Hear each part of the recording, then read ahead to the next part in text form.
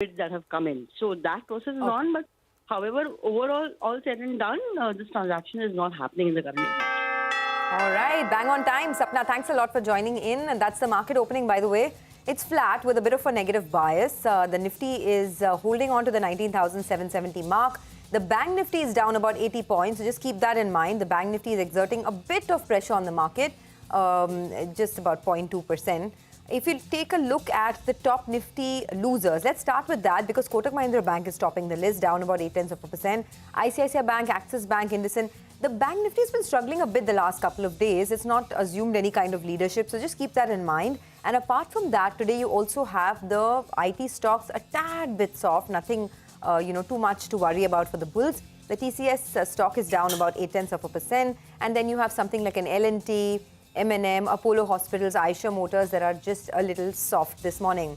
What's gaining though is some of these other names in the auto space. So Tata Motors is up 0.5%, Hero MotoCorp is in the green, BPCL by the way is up about 2%, and then you have something like a Wipro, Tata Consumer Products, Sun Pharma, Cipla. So pharma stocks are doing pretty well this morning, you'd have to say. But otherwise, it's a very, very quiet start. It feels like the market, after a very strong run-up, is just trying to catch its breath and hang around that 19,800 mark, which has been a bit of a resistance in the past as well. But lots of stocks in the broader market. So, Nigel, over to you. Well, a few stocks that we should be looking at. JMR Power, they've acquired additional stake in their arm. JMR Energy for close to around $28.5 million. That stock, I think, has moved higher. Ganesh Ecosphere as well, that's another stock. They're looking at raising some funds on November 24th. So they're going to be considering some fundraising. That's one stock we should look at. Kadam as well, that's a big underperformer post its IPO. They as well are talking about raising some funds. So Kadam India should come up for you on the screen. IDBI Bank, well, the government has cancelled bid for appointing the asset valuer, and the fresh RFP is likely to be issued. So that one, in fact, is down close to around 3%. And all cargo as well, the monthly volumes are coming in at 8-month lows. The LCL volumes are down by close to around 4%. So all cargo as well has opened up with a cut of 1.5%. Prashant. Well, the market on the Nifty is turned slightly into the green. We're up about 8 points or so. And the index is just flitting around the 19,800 kind of levels. A few other names before we go any further. Nimesh was highlighting all these cable and wire companies. Polycab is coming up as the top volume-led gainer. It's up about 2%. Stocks at about 5,400, 5,415 or so on Polycab. Tata Investment Corporation is at number 2 position in terms of volumes. It's up 2%. That's an investment management company, basically. Latent View is up about 2.5%. That's coming up with strong gains. Talbros Auto, it is up 50% this month. It opened 6% higher, so it basically has come off the day's high. It's up 3%, but still 50% for the month so far. And of course, it's up 200% for the year. EMS Limited, I think it's locked up 5%, 454 on EMS Limited. There is Bombay Dyeing, which is up about 4% or so. Stocks at about 170. There is something called Sasta Sundar, which is, I think, formerly Flipkart Health, which is an online pharmacy. 5.5%. I think it's should be at a new high. Stocks at about, 493 or so. Look at the volumes, and that's the reason I'm mentioning that right to the word go. So big gains there. What else? Uptown and a few others come through, but volumes then taper off quite a bit very, very quickly. KPIT, I think Sonia and Nigel mentioned, it's the largest volume-led loser after the, I think, near 40% gain that KPIT has seen in the last 1 month. In the run-up to the Tata Tech IPO, it's seeing some pullback come through. So 1460 or so on Tata Tech. There was also that Kotak note, I think it was yesterday, downgrading their rating and kind of wondering what's the excitement all about with the big move we've seen there. Suzlon is down about 5%. It's the second largest volume-led loser, 37 or so on Suzlon. And IDBI, we've just mentioned that story with Sapna. IDBI is down 3.5%. Stocks at about 60 and has got decent-sized volumes for this point in the day as well. So that's the market for you. On the Nifty, we're up about 17 points or so after a slightly softish start. The divergence is still there. I mean, the Nifty Bank is in the red, while the Nifty is turned into the green. Ashwini Agarwal is with us. He's founder and partner at Demeter Advisors. Ashwini, good to have you with us here. Thank you very much for your time. Just a quick word, Ashwini, on the market itself, which has done very well. and it continues to push higher. And you throw in the fact that global markets have also turned very positive. And the big theme there has been rate hikes behind, soft landing, rate cuts perhaps in 24. Here in India, except sort of, a lot of hand-wringing about valuations being very expensive, there's not very much negative in that sense of the margin. So what's your best sense, Ashwini, in terms of what the market does from here? So Prashant, excellent, question, because if you just think about the last 2 months, what we saw was significant global concerns on account of high inflation, high rates, and, the events in the Middle East weighing down the market. And then all these concerns seem to have faded away over the last month or so. We are also seeing very strong earnings trajectory come through. The Q2 earnings in aggregate, I think, were ahead of analyst expectations. So that's also helped. And like you said, there don't seem to be many worries around, barring the hand-wringing on valuations. Going ahead, I really don't see much concern with the market. There are events out there which might force us to rethink this view. Events like unprecedented outcomes in the state elections that are around the corner, or maybe a known unknown risk. And what I mean by known unknown risks are the fact that rates are today much higher in the Western world than they've been in the last 20 years, which can create an event which we can't anticipate. But higher rates do pose risks to various financial companies. So that's one. And the other is, all these comments the regulator's been making about the F&O market and very high retail participation in the F&O market, which is kind of, buying off lottery tickets, and which is not healthy for the market or the investors in the long run. And I suppose if there was a regulatory change that were to come about, I have no idea how that will affect the market, but might be a notch down for the sentiment. So, these are events which are kind of known unknowns, and then we have the unknowns. So those are the things that might bring the market down. Otherwise, from what we can see, I think the market's in a very healthy space. Okay, market is in a healthy space. Got that. By the way, Tata Motors is in focus. The stock is now at a fresh record high. The stock has been one of the biggest gainers this year, undoubtedly. It's up almost 80% in 2023, and lots going for Tata Motors, whether it's the strength in JLR sales, whether it's the debt reduction, and the free cash flow positive, status that they've assumed, as well as their stake in Tata Technologies. So, Ashwini, hi, good morning, and thanks for joining in. I wanted your thoughts on some of these names that have done exceptionally well this year. Do you think there can be some follow-on buying next year as well? Sonia, a lot of these stocks that have done well are still reasonable on valuations. Some of them have, of course, run ahead, but many of them are still reasonable on valuations. And if the earnings support is there, then the stocks can soldier on. Over the last 15 years or so, if you look at the trend, what drives stocks is earnings momentum. That is the single common factor, across sector rotation, across market cap rotation, whatever you call it. So if there is earnings momentum, then I don't see why a stock may not do well just because it has done well in the past. That doesn't work. Valuations go off reasonable levels and stay there till the earnings momentum continues. It doesn't work for people like me who are value oriented in style, but it is what it is. Hi, Ashwini. Good to have you on the show. Ashwini, these PSUs, many of them have re-rated, and I'm looking across the spectrum. Whether you look at the Coal Indias, the NTPCs of the world, they have been big outperformers. PSU banks as well have done well. From the PSU basket itself, what is exciting you? Is it the banking names? Is it some of these railway names or defense names? So, the banks look all right to me, and especially the frontliners, because they've moved less. They look okay because I think the credit cycle is still very favorable, unless an unanticipated crisis on the retail credit side comes through, which RBI has, tried to temper down. Barring that, I don't really see a risk for financials, so I'm quite okay with the financials. In defense and railways, I think both valuations are stretched. And I worry about disappointments on order flow, disappointments on payments, disputes which often arise when government is your primary customer. So, those are two areas that I don't feel so excited about. But yeah, banks and financials still look quite all right. Oh. I got that. Ashwini, any other recent already listed companies or about to be listed companies on your radar? It's Well, an IPO storm this week, especially. Go on.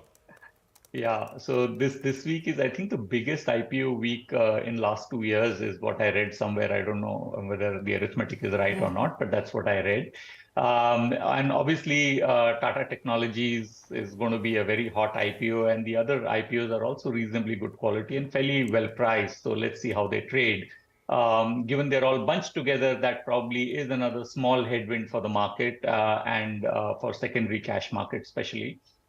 But in the listed space, I'm going to sound like a repetition of what I've said before. I think the spaces to look out for is mid-sized companies where the headwinds of the last 2 years are now turning into tailwinds.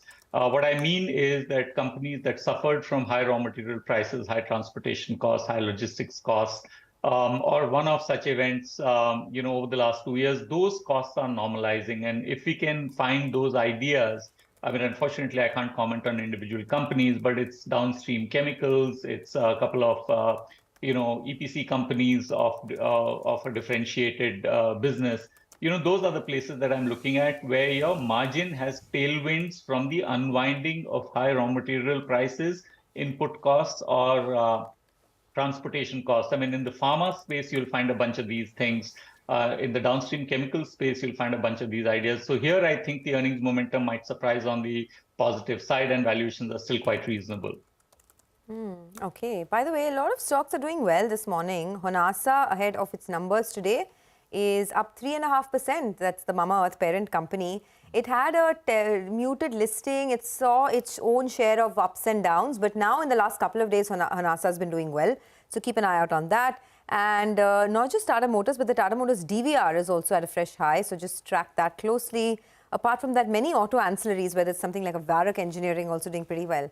The others, the big thing to watch out for, Ashwini, now over the next couple of months is the elections, right? There's a lot that happens during election time, whether it's extra government spending towards infrastructure, etc. But from a stock market point of view, A, do you see this as a big trigger? And B, which are the, sectors or areas to focus on? I don't know how to position myself from a sectoral standpoint for an elections because, yes, you're right that in the short run, the rural demand, which has been a huge bugbear for consumer companies, might receive some lift from all the spending that elections will entail. But outside of that, there's really very little to think about from a sectoral perspective. I think the big thing is to see whether the BJP actually does as well as or as well as most of us hope for, or there's going to be a question mark on who leads the next government. I mean, that the latter outcome is certainly not priced in. So back of our minds, all of us who've been around for a bit remember 2004. And obviously, all of us are hoping that we won't see a repeat of that. But that's the only thing that I worry about in some way. That will all our calculations be laid to rest, and something very different happens between now and when the election results come out around the middle or end of May, whenever it is. So that's what I worry about. But that's, I think, a low probability outcome. So one has to stay invested and keep an eye on that ball as we go along. Okay, Ashwini, so the state elections, irrespective of the outcome, it'll be just a knee-jerk reaction for a day and then you move on? Yeah, I don't think state elections really matter because we've seen enough evidence over the last couple of decades that states and the center, the elections are, fought by different candidates and the issues are very different and the voter behaves very differently. In the same constituency, we've seen, different vote shares for one party in the state versus the center, even when the elections have been held on the same date or very close to each other within a span of 6 months. So I think state elections is going to be noise, and as you say, one has to move on after that. Okay, stay with us, Ashwini. Just want to take stock of some more stocks here, which are moving around. By the way, the market breadth is pretty positive, 2:1 in favor of gainers, and it looks good. I mean, pull up something, and these are names which were not there in the morning. KPR Mills, it's got huge volumes. I don't remember mentioning this at the right at the word go anytime recently. 8% gains, 922. And it's got the largest volume-led gainer across the board now. Not sure if there's been a block or something, but very large volumes on KPR Mills. NHPC is another one which has come up with large volumes, 3%. CDSL was not there in the when we started 10-15 minutes back, 2.5% on CDSL. Stocks at about 1770 or so now. There is Honasa, which is Mama Sonia has been talking about that, 3%, 376 on Honasa. There is Nitin Spinner. So textiles, is it a theme? I'm not sure, but I can spot at least two names which we don't usually find. Nitin Spinners and KPR Mills, both of them coming up with large volumes. Maybe we could look at, of course, the Gokuldas stock as well, which has done very well. It's past 900. It's up about 1.5% or so. So, keep an eye out in that space because there seems to be a little bit of activity sector-wise coming through. IOL Chemicals is another one which is up about 4%, 4.5%. And something like a ITD Cementation is coming up with about a 4% odd pop as well. So looking very, very strong. Ashwini, just a quick word on names like the fintech names. Actually, I'm talking about Paytm more than anything else, especially after what the RBI did late last week with regards to curbing the enthusiasm on personal loans, unsecured credit basically. And we got a range of opinion. Everyone gets impacted, but what we did here is that lower ticket size lending, up to 50,000 rupees is what gets impacted the most. That's the segment where a lot of the fintechs are in. Actually, 50 is way higher. It's much smaller than that. What's your view, Ashwini, if you have one? From the lows, of course, the Paytm stock's done well. So, in my experience, again, RBI is usually ahead of the curve. And when RBI starts ringing alarm bells, they're obviously looking at data which is far more granular, far more nuanced than any one of us have access to. So if they're worried about something, then I think one shouldn't take that lightly. They may be being extra cautious given what happened, as early as 3 years ago. So it's a possibility they are kind of applying the brakes a tad early. Because when you speak to the lenders, they say there is no stress in the system. The 90-day past due numbers, the 60-day past due numbers, 30-day past due numbers are very, very nominal and all within control. But the leverage is certainly building up in the system. Also, if you look at the global scenario, high rates are resulting in softer growth globally in the world, and this will feed through to India via exports. I mean, the China plus one is all right, manufacturing locally in India is all right, all of that will help. But there is a broader global trend which will have an impact on India as well. So from that perspective, I think what RBI is doing is right, and I would be a little cautious in areas where unsecured lending is prevalent in a massive way, because I think these things turn on a dime. I mean, suddenly you find that the loss ratios are unacceptably high, or the stress is starting to show through, and derating can be immediate. So I'm staying out of here for the time being, and I've been out of this space for a while. Okay, all right. Just before we let you go, I know we spoke briefly about Tata Motors, right? But overall, for the auto sector, you mentioned that valuations still look compelling for some of these spaces. Yes. Which are the pockets that you like? Is it specific to the electrification theme, or do you like pockets like commercial vehicles where demand is coming back in a big way? If you can just elaborate. Yeah, it's commercial vehicles. I think that's the most interesting space. And then, a couple of two-wheelers, and even on the four-wheeler side, Maruti, I have no position there, but it's looking very interesting because the operating leverage in Maruti has always been very hard to predict. And the shift to higher value cars, as well as the softening of raw materials, which is a broader theme that I spoke about earlier, both help Maruti in a big way. So, all these auto companies are looking fairly interesting, and earnings growth is going to be pretty decent. Valuations are around median levels if you look at long-term trailing history. So they're not expensive, and if the earnings momentum is there, then the stocks will do well. On the component side, there are pockets which are still looking okay. I'm trying to stay out of auto components which have a significant ICE exposure, because there will be a shift there, and the shift will happen faster than we can anticipate. So one has to be careful about which auto components, but tires, for example, look all right. And I think again, the pricing environment there on the end product side as well as raw material side is quite supportive. So there are bits and pieces that one can make a sense of. Okay, all right. Well, Ashwini, final question from my end before we let you go. The hope is that maybe some of that commodity price erosion that we have seen in this year so far is reaching some level where we can see a bit of a bounce. Now, if that's the case, how do you play some of these metal companies? Because the good news is maybe the output cost, so the selling price will go up.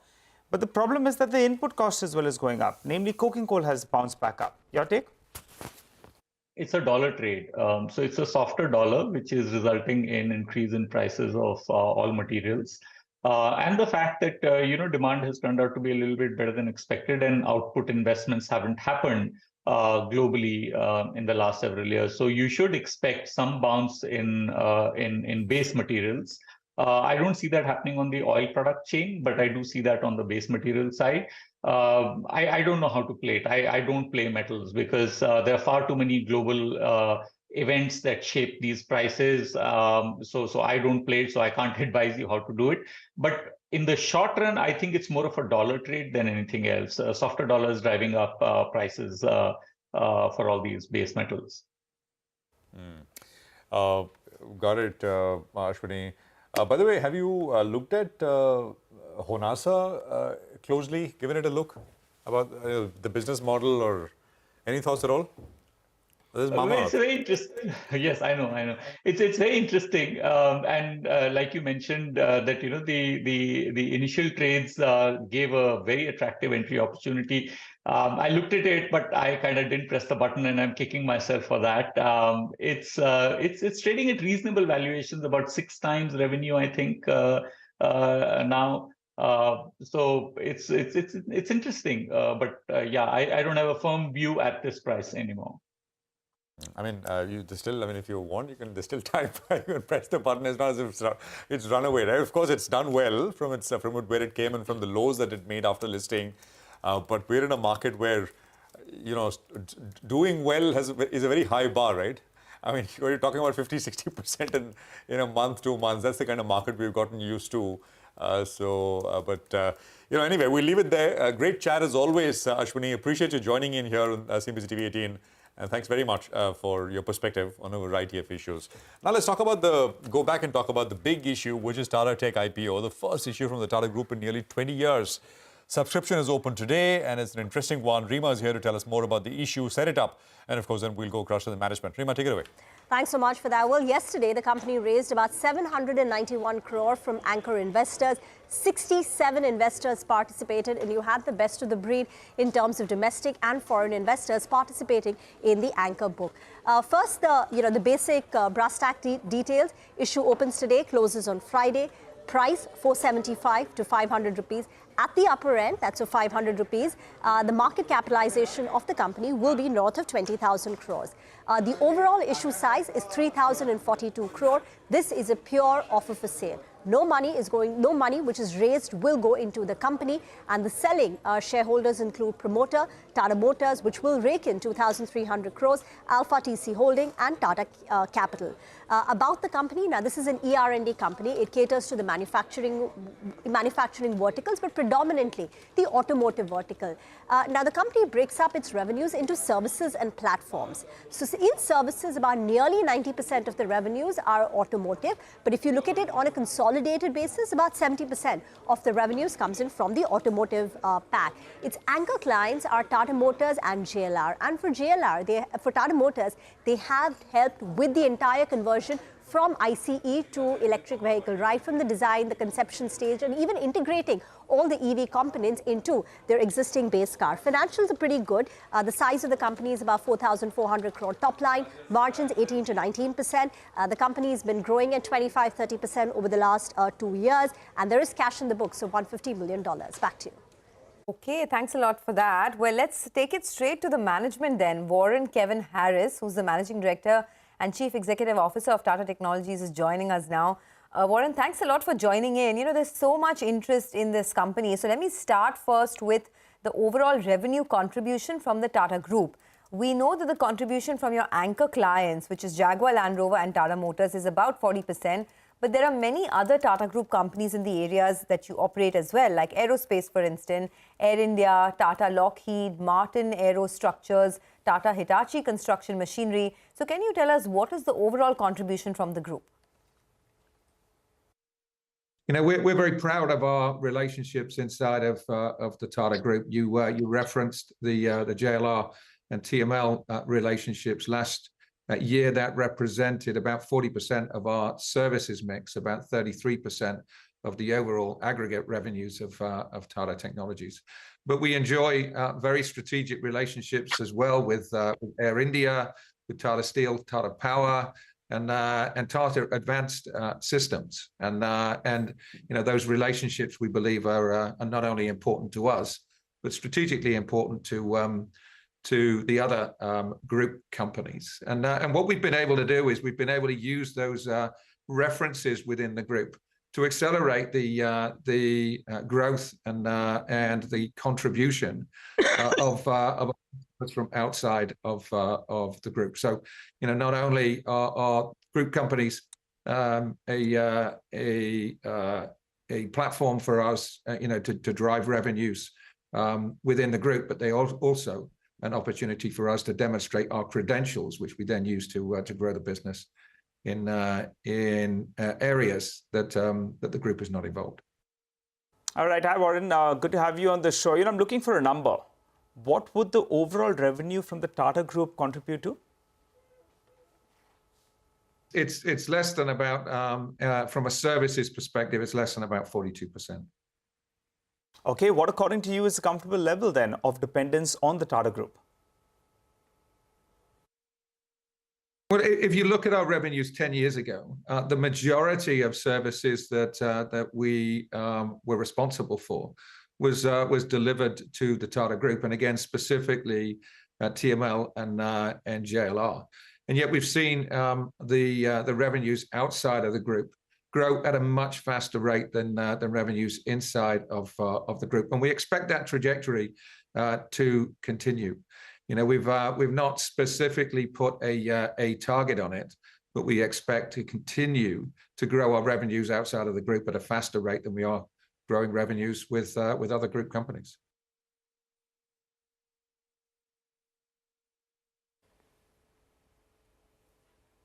What's the steady state of revenue growth then? What are we looking at? FY21 and 22 was affected by COVID.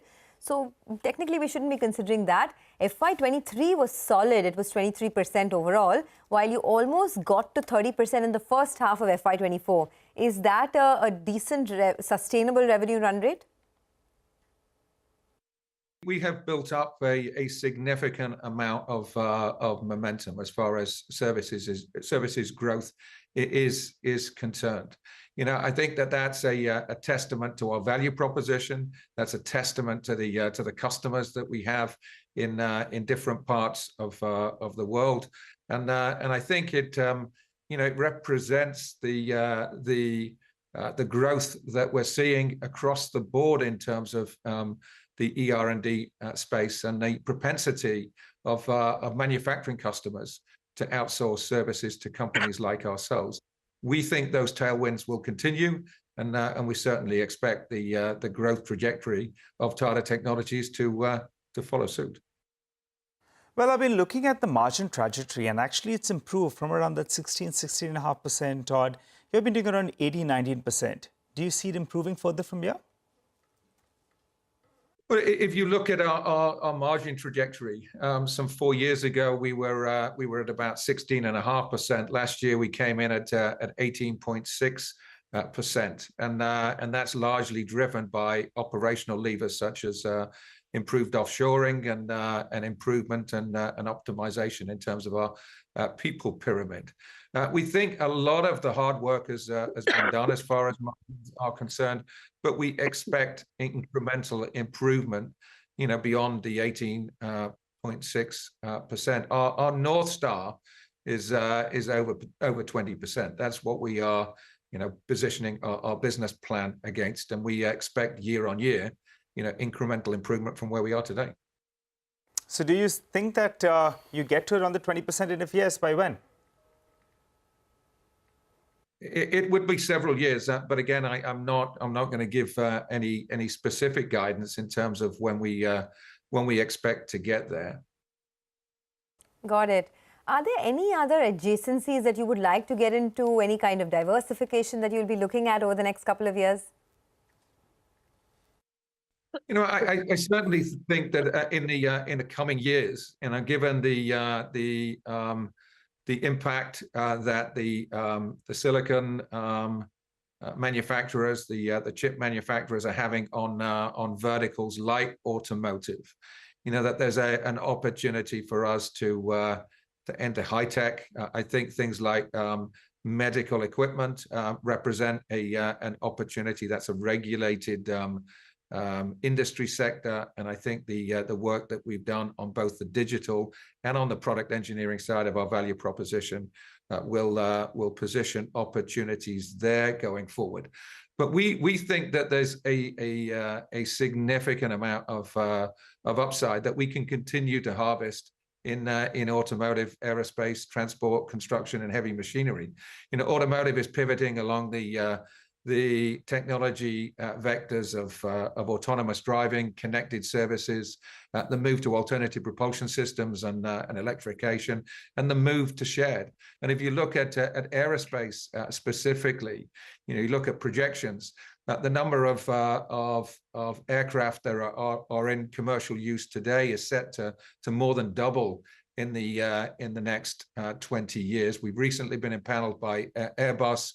The group are making major investments in aerospace, and we expect those areas to provide tailwinds for us as an organization. So, we are first and foremost going to be focused upon the industry verticals in which we have a presence and a compelling value proposition. But we'll be open going forward to associated verticals, as I say, like high tech and potentially medical equipment. Was in fact my next question. When, in terms of a timeline, what are you looking at? When do you think you'll be able to enter some of these new spaces like high tech and the medical equipment space? Again, we've not put a time frame on it as of now. We will continue to look opportunistically at openings that may present themselves. But as I said before, we are exclusively at the moment focused upon the three industry verticals in which we have a compelling value proposition, and we think that there is significant upside in all three of those industries. Well, what's the cash in books then? And as you said, you look at opportunistically at various other themes that present themselves. Any thoughts on M&A activity? At the end of last fiscal year, we had almost $150 million on our balance sheet. The cash position continues to be very healthy, and we will be open to M&A as we move forward, particularly in the context of accelerating our capability portfolio and also entering new accounts. So we've done acquisitions in the past. We've been thoughtful about them. We'll continue to be thoughtful, but it will be it'll be part of our growth plans going forward, and we'll be looking for targets that make sense from our value proposition perspective, and also in the context of the culture that we're looking to build inside of our company. Right. Well, final question then, and not just with regard to your business, but the street as well wants to understand this. In what way is your business model different from KPIT, which is also pretty much a pure play auto ERT? 90% of our business is auto. And in terms of business model, I think the business models are somewhat similar. I think that in the context of what's different about us, we're not an India out company. We have a balanced onshore offshore proposition. And one of the reasons that we are very protective of that, and we continue to invest in that, is the sort of end-to-end coverage that we have of the automotive value chain. One of the things that Tata Technologies is really known for is our ability to be able to develop full vehicles, and specifically electric vehicles. And in order to be successful at that, one has to manage the stakeholders inside of the companies that we work with. We have to have people in the starting studio. We have to work with the supply chain team. We have to understand the manufacturing constraints, and our onshore teams enable that. And that's a great complement to the offshore teams that we have in India and then in Eastern Europe. Right, all the best for the IPO. It has been, caught the excitement of investors, traders across the board. So all the best for this one. Well, that's Tata Technologies, the management there talking about the growth. But overall for the market, not bad, just hanging on to that 19,800 mark. Important to see if that gets conquered. Absolutely. Just one more thing, what Warren said, that Tesla is a customer. That is one. I think that, I don't know if that came out in the interview, but Tesla is a customer, one. And second, in an earlier conversation, he told a very interesting story. He said that Mr. Ratan Tata challenged the Tata Tech team to design a low-cost electric vehicle comparable, as frugal as a Nano. This was back in, I think 2010 or something. And in 2012, they came up with a concept EV, which they showcased in the International Auto Show in Detroit, 2012. Yeah. And guess who else was there at that same International Auto Show? Elon Musk. Elon Musk. Showcasing his Model S at that point, which was, the starting line. And then, of course, the other models came through from Tesla as well. So, I thought it was an interesting aside. Now, of course, they count Tesla as one of their clients, customers. So, interesting story in that sense. We'll take a quick commercial break here. Markets, as Sonia said, are doing just okay. We'll come back and we'll stay with the IPO rush. It's a big week. Anil Koturi is Managing Director and CEO at Fedbank Financial Services, as the IPO for that opens as well today. Stay tuned for that conversation coming up.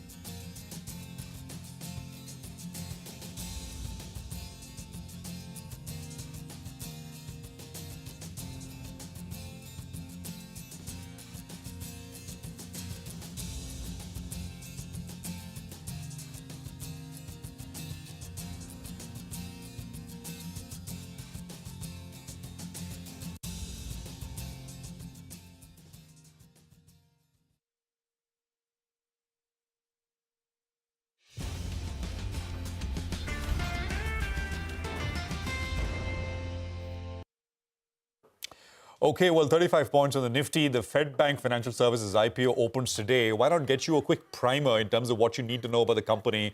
And then we'll hop across to the management. They're waiting by in the studios. But Abhishek is with us to tell us the basic details. Abhishek, tell us about the company. Fedbank Fina is the issue is opening on 22nd, that is today, closes on 24th.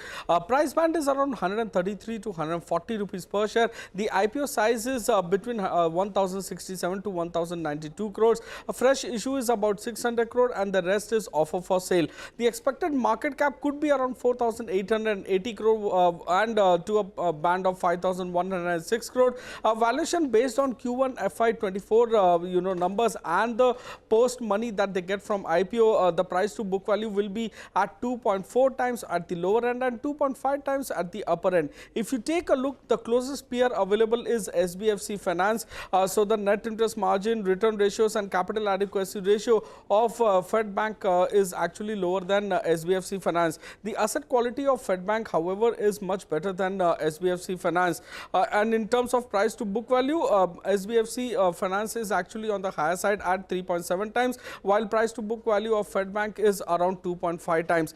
SWOT analysis, in terms of strength, the cost of fund is one of the lowest in the industry, and small ticket LAP is the flagship product of the company. In terms of weakness, despite 1/3 of the book in secured portfolio like gold, RWA, that is risk weight to AUM, is at a very high ratio of 92%. Now, regular instances of frauds are there every year. Operating inefficiency is seen as cost to income ratio is on the higher side at 60% around, and write-offs have been high, which have been aiding the asset quality over the last few years. In terms of opportunities, MSME sector provides a huge potential for them to grow. There is a huge demand-supply gap in the MSME segment. The threat is that the directors have interest in similar line of business, and there is no proper marketing of products that is being seen over here. Back to you. I'm sure that the management would like to push back on a lot of what you're saying in terms of especially, the weaknesses and threats. So let's do that. Anil Koturi is Managing Director and Chief Executive Officer at Fedbank Financial Services. Is with us here in our studios. Anil, great to have you with us here. Thank you very much for making it. Thanks for having me. And congratulations, the IPO is coming out. And, we'll give you the opportunity to respond to some of what analysts are pointing out as weaknesses. But there are strengths on the other side as well. But let's just get a basic rundown from you. Which is the most important segment for you in terms of lending? Where do you get your money from, which is, of course, raw material, capital for you? Let's just start there, get the ball rolling. Sure. Now, FedFina was incorporated to serve the small self-employed customer. Okay? Our mission is to empower emerging India with easy access to loans. Now, we believe that the small self-employed customer in India is hugely underserved. Only 20% of the demand is catered to, and the rest just goes a-begging. So it is this huge opportunity that we are here to serve. Now, we believe that we have all the ingredients to cater to this segment. Okay? We are a subsidiary of Federal Bank that gives us access to a very low cost of borrowing. Last year, we were rated AA minus, and despite that, our cost of borrowing was better than a lot of AA plus kind of companies. We have a phygital distribution model, a branch network of 584 branches across 17 states in the country. We serve the customer through 3 kinds of broad products: gold loans, mortgage loans, and some unsecured loans. So we are a small self-employed individuals lender, and we cater to the small self-employed customer. Thank you for joining us, by the way, in the studio. Happy to have you here. Can you tell us a little bit about what the growth rates for the business could look like? This whole MSME space, SME space, over the next couple of years for your business, what would the growth look like? And between gold and SME, where do you see higher traction? So the MSME segment is getting created as we speak. Okay?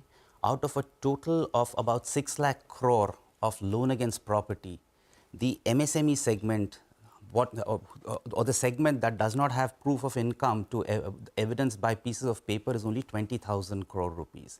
And that is a segment that has grown from nearly zero about 10 years ago, and it's only 3% of the overall industry.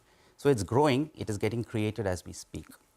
Over the past 3 years, we've been growing at a compounded 37% in terms of AUM, whereas our profit has been virtually doubling every year. We were at 60 crores 2 years ago. Last year, we were at 180 crore rupees. Okay. Now, in terms of the composition of the portfolio, there's going to be a bias towards small mortgages. That's chiefly because of the behavioral tenure of these loans is about 8 years. So with every passing month, the concentration of small mortgages in the portfolio will keep increasing. So the 37% growth that you've been doing up until now, is it something that is sustainable, or is it because it's come off a low base? Well, given the large branch network that we have, and our branch network has multiplied 5 times in 5 years, okay? and the number of people that we've onboarded, we believe that we have all the ingredients to sustain this level of growth. All right. Good to meet you, Anil, and congratulations on this IPO. We'll be interacting more often post-listing. Give us a couple of numbers then. Post this fundraise, what does your capital adequacy ratio move to? Point number one. And since you mentioned in your introduction itself that you'll have access to low-cost funds, your NIMs, can they improve further from here on, or do you think they stabilize around these levels? All right. First up, our capital adequacy will improve by a third. Our tier 1 will go up from about 15% to about 22% immediately after we raise funds, and that should be good enough to take us through the next 3 years in terms of asset growth. Got it. Okay. Now, we are focused on having good risk-adjusted yields, high spreads. Okay, our total revenues as a percentage of our AUM are consistently between the 9 to 10% mark. Okay, our NIMs, obviously post the capital raise will improve as you have more capital funding your book as opposed to debt. Yes. You want to give us a quantum by how much it can improve? What is the comfortable NIM level you'll be looking at? The rough range. Yeah, for the quarter ended June, we were at about 2.3%, and through a combination of increased capital and increased operational efficiency, we should inch to the 3% mark. Anil, just to talk about the unsecured bit, which you spoke about, how much is that as a percentage of total AUM? That's about 14% of the total AUM at this point in time. And is the growth rate there been much faster? Obviously, because it's a smaller segment as well. But that's something we've seen with NBFCs across the board. I'm just asking in light of course, what the RBI said last week. Sure. No, actually, we have consistently retained the unsecured lending portfolio at less than 15% over the past few years. While unsecured has been growing, the secured book grows even faster. That's because the unsecured book runs off in 30 months, whereas the secured portfolio stays for 8 years. So that's why the proportion of secured businesses in the book will keep increasing with every passing On the quarter. mortgage side, which is what you said, the focus is, that share will keep growing. What is the ticket size and for these loans on the mortgage side? Our small mortgage customer is typically somebody who earns 5 lakh rupees per annum, and we give him a loan of an average of 12 to 13 lakh rupees. Okay. I think now is that time when you have to address all the threats and weaknesses that Prashant was talking about earlier. One of them is, that one common concern is that your operating efficiency is on the lower side because you pay commission to agents to get you loans. Now, if you want to address that and, what the way forward would look like. Actually, 92% of the customers on our book have been directly originated. Okay. And in fact, what you're calling cost, I would actually view as investments, because what we've done is to multiply our branch network 5-fold over the past 5 years. Okay? And we've gone through a transformative period of growth. Now, all this investment is going to pay off in future in the form of operating leverage. All these branches will keep building businesses. The AUM per branch will keep increasing, but the cost per branch will not increase in the same proportion. So therefore, what we've invested in the past is actually ammunition for growth and returns in the future. So can you give us some numbers? What is the cost per branch, say now, currently? And how since you're saying you're in an investment phase, how much could it rise before it, sort of reduces? So actually the cost per branch will stay reasonably constant. That's because, the premise is there, the people are there, the systems are there. But what's going to happen is that the AUM per branch will keep building. To give you a unitary example, let's say you spend 1 lakh per month on a branch. At the end of the first month, the AUM is 1 crore rupees. At the second month, it is 2 crore rupees. At the end of the 50th month, it is 50 crore rupees, less repayment. Say it's 40 crore rupees. So at the end of the 50th month, you have an AUM of 40 crore rupees, which the branch is supporting, as opposed to 1 crore at the end of first month. So as the branches grow in vintage, the AUM will build and the operating leverage will play out. And that really is what FedFina is all about at this point in time. All right, Anil, we'll leave it there. Thank you very much for dropping by and a great conversation. Good luck with the IPO. Thank you very much for having me here. Well, thank you very much. Well, there is FedFina with a quick check on the business as things stand right now. We'll take a quick commercial break here. It's 10 o'clock, full hour of trade behind us. Market's doing just fine. We're up about 30 points, 19,800 plus. We come back and take stock with Mitesh on the other side in terms of any fresh trades he'd like you to take and more. Stay with us.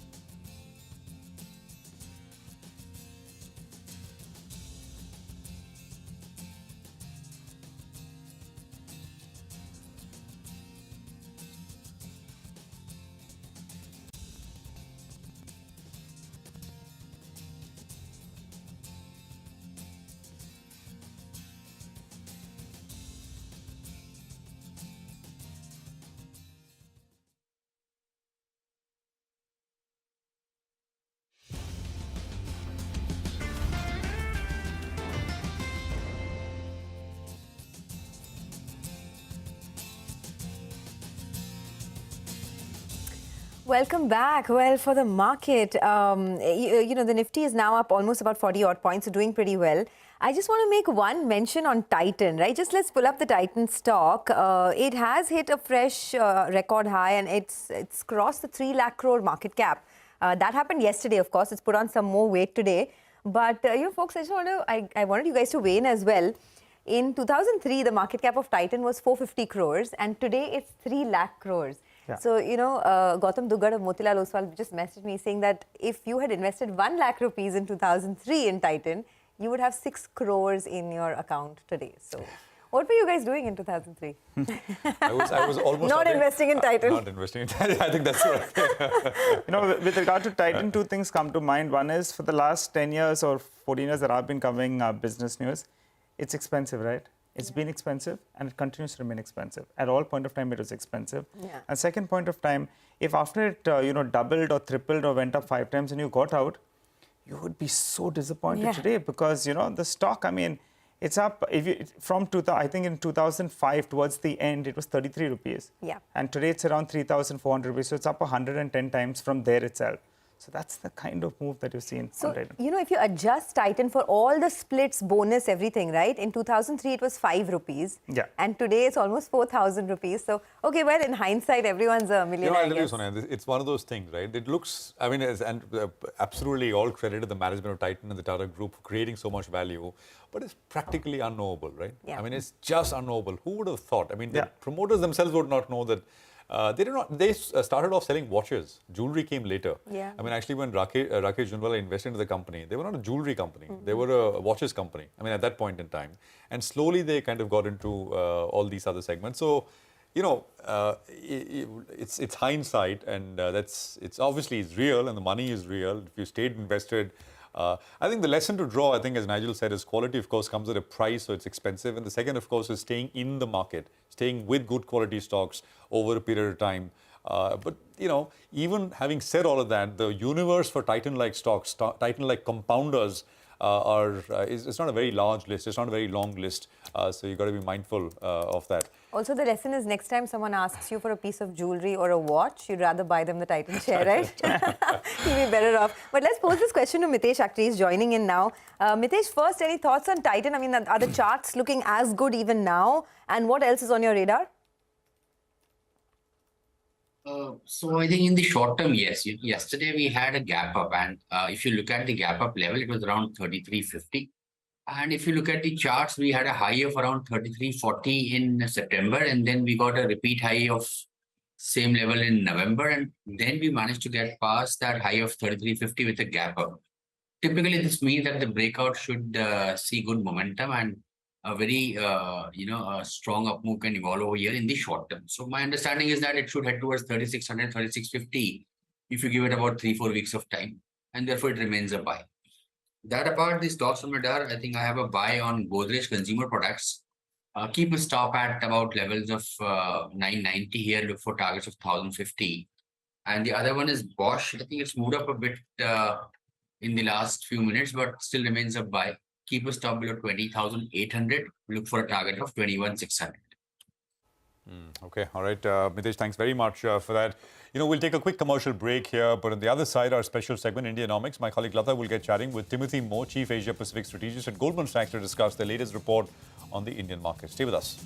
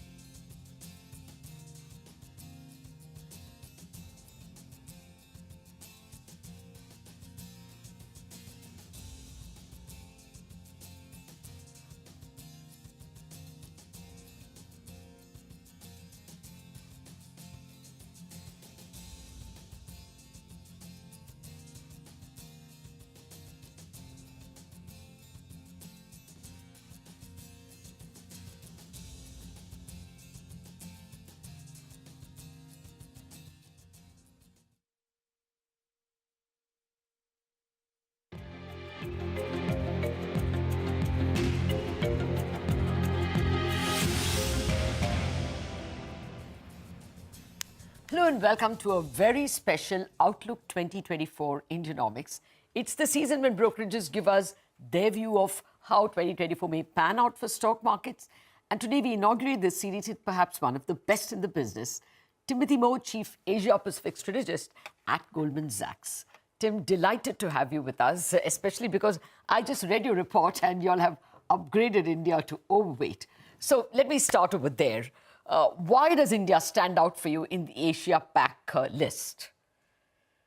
Well, Arthur, first of all, thank you very much for having me on and for your kind words, which I'm sure are completely unjustified. But going straight to your question, the investment case for India really has always been a continuing structurally positive one. I think it's well known to all your viewers that India has arguably the best growth potential in both economic terms and in underlying corporate earnings for the equity market of really all the major markets that we're looking at in emerging markets, not just in Asia, but arguably in the broader global EM universe.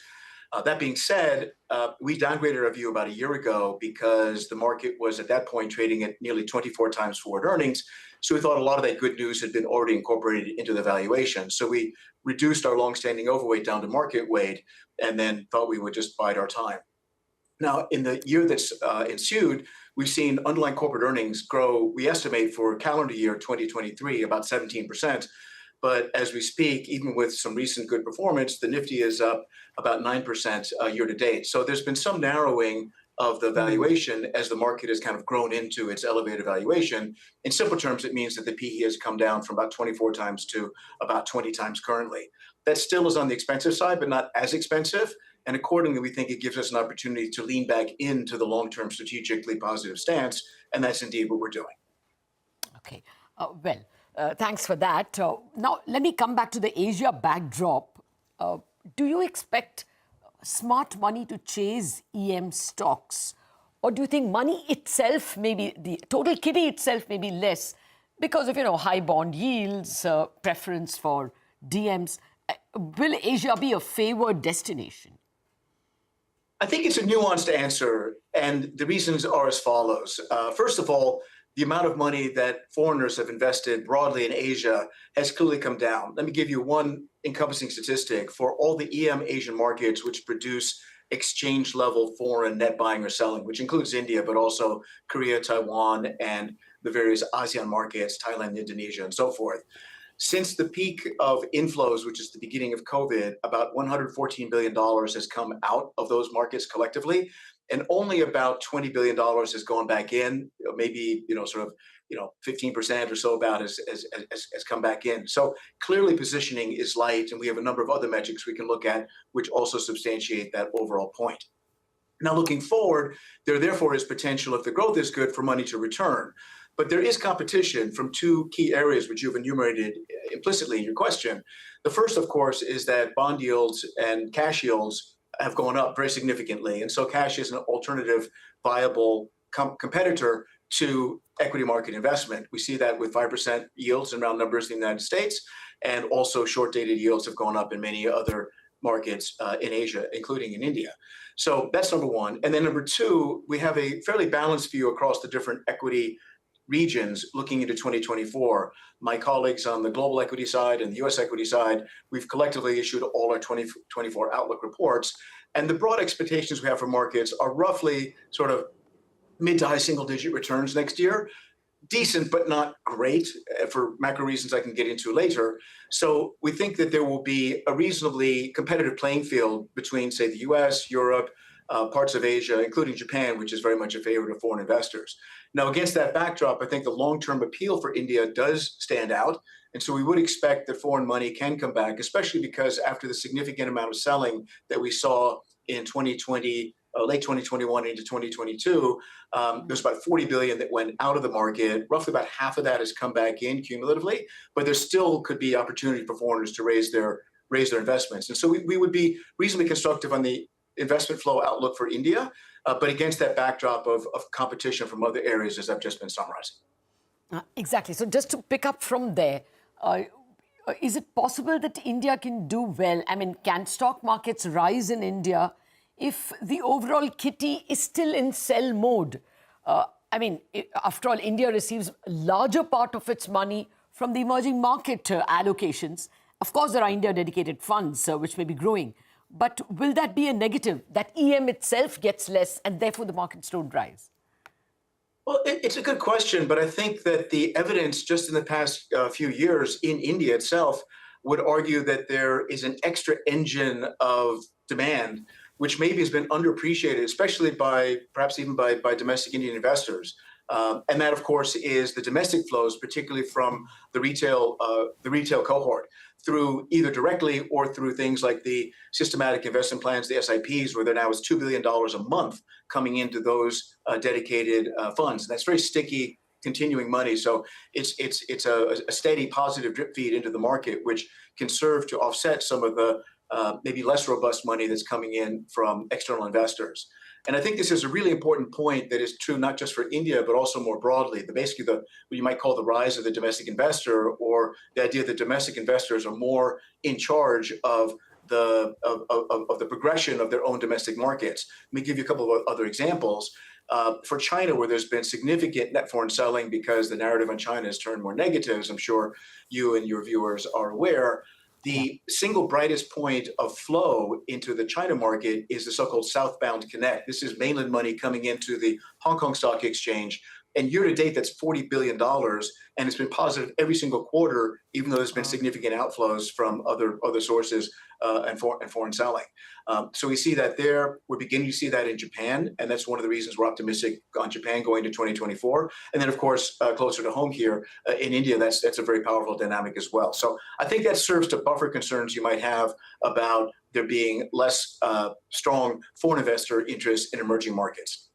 Okay. Yeah, I will remember to ask Shantanu what that means in terms of lower dollar flows. But I take your point about higher rupee flows. We've been, I think, averaging 160 billion rupees a month and about a trillion rupees from domestic mutual funds a year into equities. So that's standing us in good stead. But Timothy, let me come to the themes that you like. Banking has been a favored theme. Would you continue to stick with it, or is it time to diversify? Because we are seeing lower bank margins and the Reserve Bank moving ahead with some microprudential risk weights. So it's a great question. And the simple answer is we still are very constructive on the banks. We do have a preference for the banks versus the consumer-oriented non-bank financials. So that's one of the nuances in our strategy within India, which my colleague Sunil Cole has been spearheading.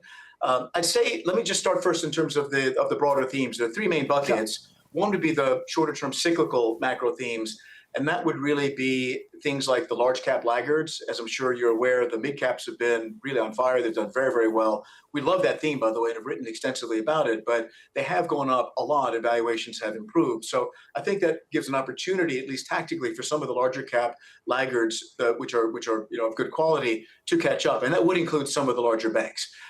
Secondly, we've got the broader theme of stable and quality growth at a reasonable price. So it's kind of where can you find good growth that's foreseeable and somewhat much more expectable, but without paying too much for it. We have some ideas specifically in that category. And then thirdly, there seems to be some opportunities in the consumer area, which we would flag as well. So that big bucket is kind of the cyclical macro themes. And then more broadly, on the medium-term themes, we have some structural ones. We really like this Make in India theme. We've been writing about this for over a year. It's outperformed significantly. We think there's a lot more, there's a lot more power behind that. So that's would be one. Second would be the energy transition theme as we try to lean more towards clean energy and so forth. There's a theme which plays to the overall construction and residential dynamic of home building materials. And then also there's a theme of defense spending, which is something which we see across the region. It's a regional theme we have, but it's also very present in India. And then finally, just with a hat tip perhaps to wanting to protect against some potential volatility as we're in the election season, we think that there are inexpensive ways for investors to hedge their downside in the derivative market through options on either 90 or 95 Nifty puts. That's something which is very inexpensive because the implied volatilities are the lowest in the region, and that can give you perhaps some downside cushion at a very inexpensive price, basically downside insurance, while you still have your long-term structural opportunities as the core part of the portfolio. Well, your afterthought literally pulled out my next question. How worried are you about the 2024 general elections? Would you buy even in advance of it? Do you think the markets will rally into the elections, or will it rally in the second half? So I don't want to opine on the election. I'm not qualified to have a view on that itself. What we can do is just talk about what is the market pricing and how has the market performed in previous instances. So we can do our episodic analysis to give us a sense of a baseline as how the market has performed in the past. And that might inform some of the decisions we have in the current situation. And I think that the key elements of that sort of analysis are that typically the market tends to be somewhat more volatile in the run-up to elections.